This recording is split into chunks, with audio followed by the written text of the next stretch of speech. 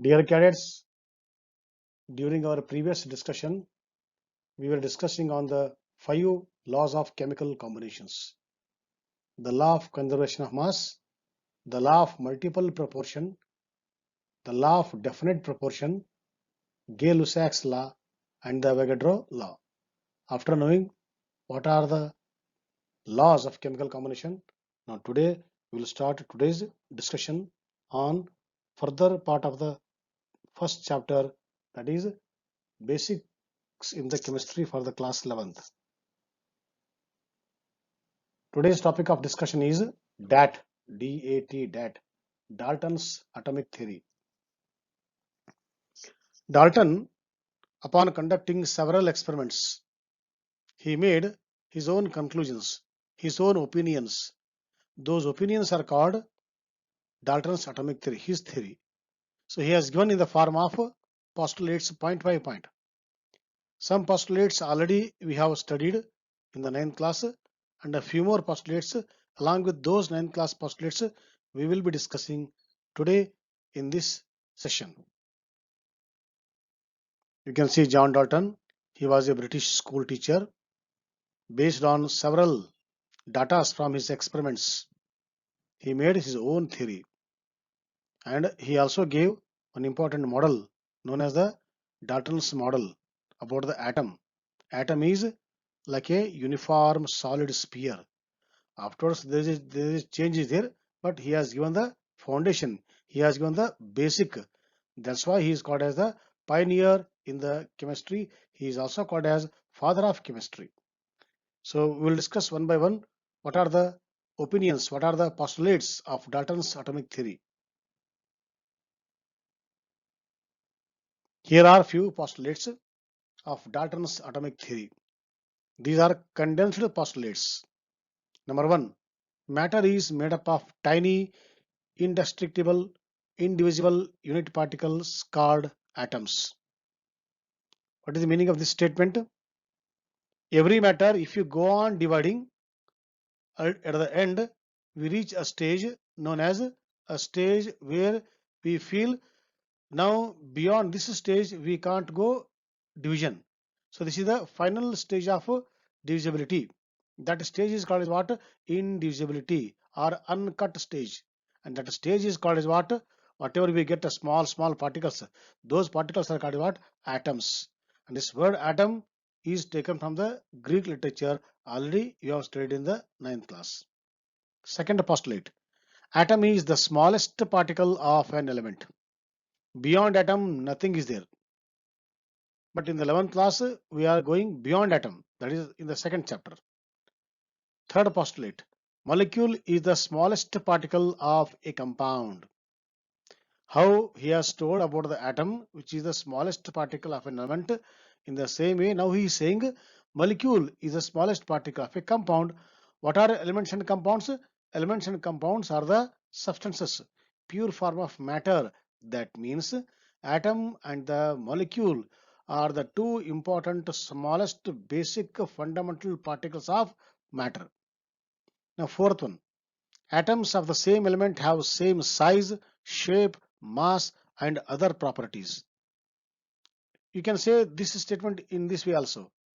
Atoms of an element are identical in all respects. They will not change at all in the properties. So if 1 gram of gold contains some gold atoms, all those gold atoms have similar exact identical properties. That is the meaning of this postulate.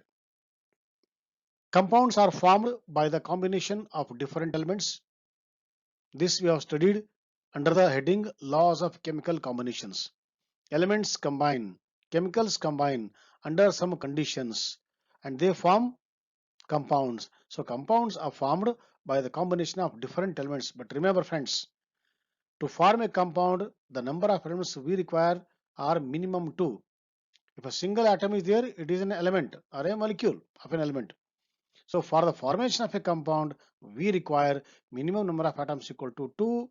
So 2 or more than 2, if they combine under some conditions, whatever they are formed with a definite ratio, they are called compounds. Next postulate. Atom Atoms in a compound unite in small whole number ratios such as 1 is to 1, 1 is to 2, 1 is to 3, 2 is to 1, 2 is to 3, etc. This is what this he has made after discussing the two laws. The law number one is law of definite proportion. Law number two is what? Law of multiple proportion. There we have studied atoms participate during the chemical reaction in whole numbers, not in the fractions. Half atom, one third atom, not like that. Whole atom participates. To say that atoms whole that complete atom participation, those two laws are there, and those two laws he has combined and made this postulate. So atoms in a compound unite in a small whole number ratios 1 is to 1 and so on. Atoms are neither created nor destroyed in a chemical reaction, strictly according to the law of mass action or the law of conservation of mass. And the last one, a chemical reaction involves only the separation, combination, or rearrangement of integer number of atoms. This also same as the previous postulate. Atoms in a compound unite in a small whole number ratios 1 is to 1, 1 is to 2, 1 is to 3, 2 is to 1, and 2 is to 3, and so on. Okay, so these are the some postulates of Dalton's atomic theory. Now we'll go to the next slide. Atomic and molecular masses. Once we have understood that what are atoms, what are molecules, what are elements, and what are compounds, now next topic of discussion is about their masses. And in the physics you have learnt mass and the weight difference. So for the common man it looks same, but for the science students they are different. Depends upon the gravity, you can differentiate between the mass and the weight, but in our day-to-day life, in our day-to-day discussions, we take mass and the weight together, doesn't matter. Okay, right, but truly speaking, from the science point of view, they are different. That you already learnt in the 10th class, in the physics and in chemistry also, in the you have learnt. So mass and weight differs because of the gravity, but here we take both together, not a problem. It is accepted in the chemistry. Okay, first we discuss about the atomic mass. Atomic mass is the mass of an atom. Okay, friends, in the 9th class and in the 10th class, we have learnt an atom is made up of three fundamental particles. They are called as pen particles, P-E-N. P for proton, E for electron, N for neutrons. And out of the three fundamental particles, two protons and neutrons are present at the center of the atom, which is known as nucleus, given by the Ernest Rutherford. Whereas the third fundamental particle, electron, revolves around the nucleus. That means out of the three fundamental particles, P, E, and N, two are in the nucleus, one is surrounding the nucleus. So this is the structure of the atom. Now, if we want to know the atomic mass, what all are there in the atoms? Their masses all together is the mass of the atom. And we have learnt that in the atom there are three particles, P, E, and N. So if you know the number of P, number of E, number of N, and their masses, so if you add total number of protons, total number of neutrons, total number of electrons, after adding all the three their masses, whatever total mass comes, that is the mass of an atom. So atomic mass is the what is the definition here? Atomic mass is the mass of a single atom of a chemical element. It includes the masses of the three subatomic particles, namely protons, neutrons, and the electrons. Now this point is very important.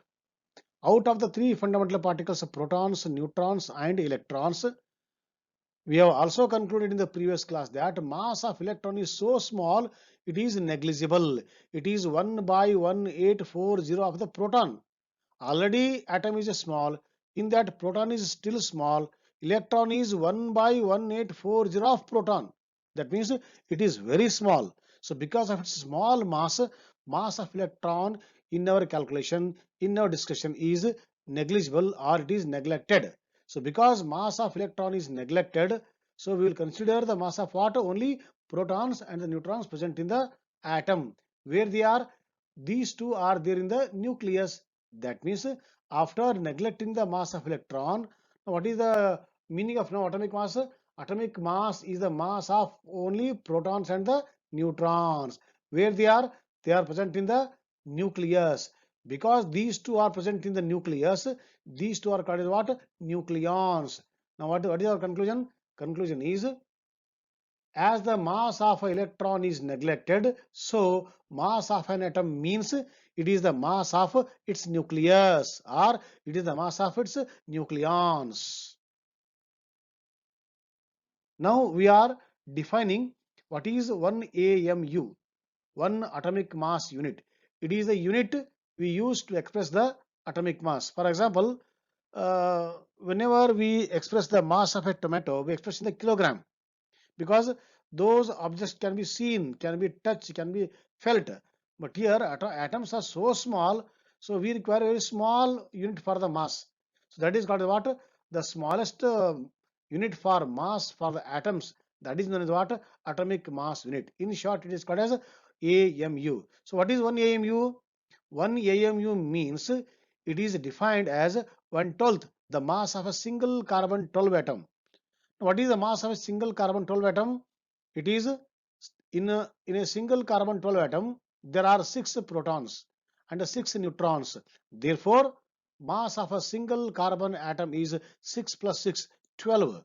So, and if you take 1/12 of the 12th, it is what? 1 only. That means, see, instead of saying 1 am equal to just one particle, he is saying with reference to or with relation to the mass of a carbon atom, because carbon is most widely available element in the nature in the form of organic or in the form of inorganic. Therefore, he has taken the carbon atom as a standard or as a reference or as a relative atomic mass. Therefore, with respect to the carbon atom, he is explaining what is 1 AMU. So 1 AMU means it is the 1/12 the mass of a single carbon 12 atom. That means 1 AMU is nothing but mass of one proton or mass of one neutron.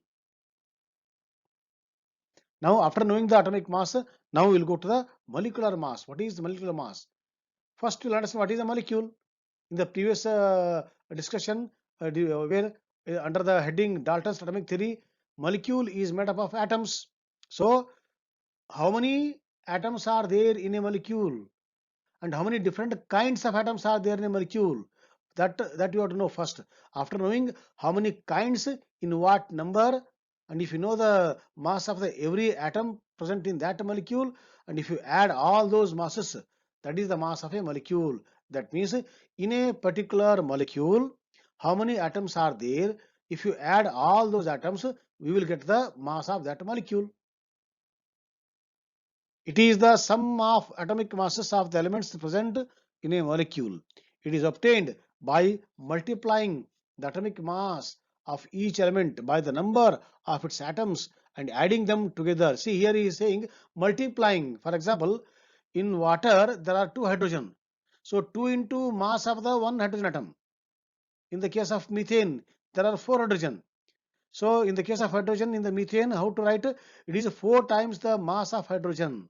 So 4 times the mass of one hydrogen. That's why he's saying multiplying. So when you, that's why in the beginning only I told how many different kinds of atoms are there in what number. So if you add all these, that is the molecular mass. That is a simple meaning for the molecular mass. Okay, with example. How to calculate the molecular mass of methane? First, we should know the molecular formula. Methane molecular formula is a CH4. So, in the methane, there are 2 different kinds of atoms. One is carbon and other one is hydrogen. And number of carbon atoms in methane is 1, and number of hydrogen atoms in one molecule of methane equal to 4. So, if you add mass of one carbon and 4 times the mass of hydrogen, that gives you the mass of one methane molecule. He has written same thing here. So molecular mass of methane equal to mass of one carbon plus 4 times the mass of hydrogen. Sum total of this is the mass of the methane, which is equal to 16.043 U. U stands for unit. U stands for unified mass, or in a simple way, U stands for atomic mass unit. That means molecular mass of one methane molecule is equal to 16.043 unit, or 16.043 AMU. One more example. Every day we drink water. Formula H2O. Here also two different kinds of atoms are there. One is hydrogen, other one is oxygen. Number of hydrogen 2, number of oxygen 1. So if you add the mass of one oxygen atom and the mass of the two hydrogen atoms, sum total, that gives you the mass of one molecule of water. So mass of one oxygen is equal to 16U, and the mass of one hydrogen atom equal to 1.008 multiplied by 2 times, because two hydrogen atoms are there. Sum together it is called what? 18.02 is the atomic mass unit of the one water molecule. This is one more mass. We have heard atomic mass, we have heard molecular mass. This is formula mass. Formula mass word is normally applicable to the compounds of the type electrovalent. Means in the 10th class you learnt there are three kinds of compounds. One is ionic compound, second one is covalent compounds, third one is coordinate compounds. For covalent compounds and for the coordinate compounds, we use the word molecular mass. For example, methane is a molecule. So whenever we are using molecule, the better word is molecular mass. So we say molecular mass of methane.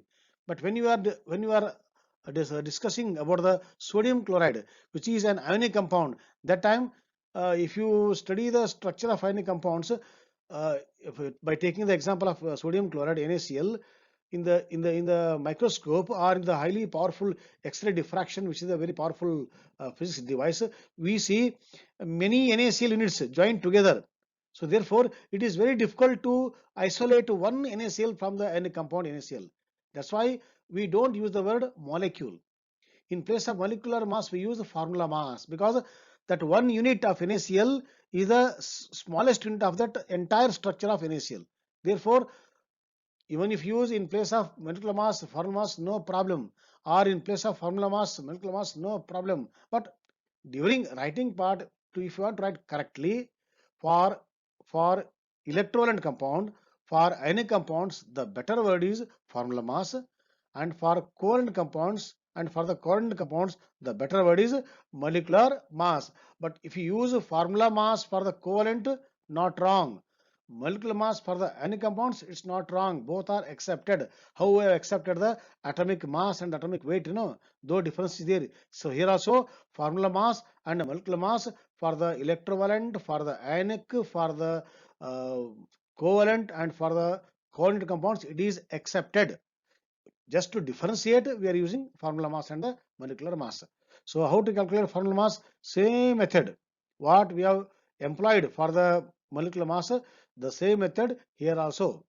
For example, formula mass of ferric sulfate, Fe2SO4 thrice.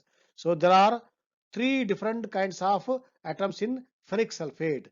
One is iron, one is sulfur, other one is oxygen. How many iron? 2 iron. How many sulfur? See, he has used the bracket here. So there are 3 sulfur. And how many oxygen?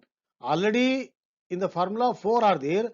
That 4 multiplied by 3 times, that means 4th is a 12. Totally 12 oxygen atoms are there in one Fe2SO4 thrice. So in one Fe2SO4 thrice, there are 2 iron atoms, there are 3 sulfur atoms, and there are 12 oxygen atoms.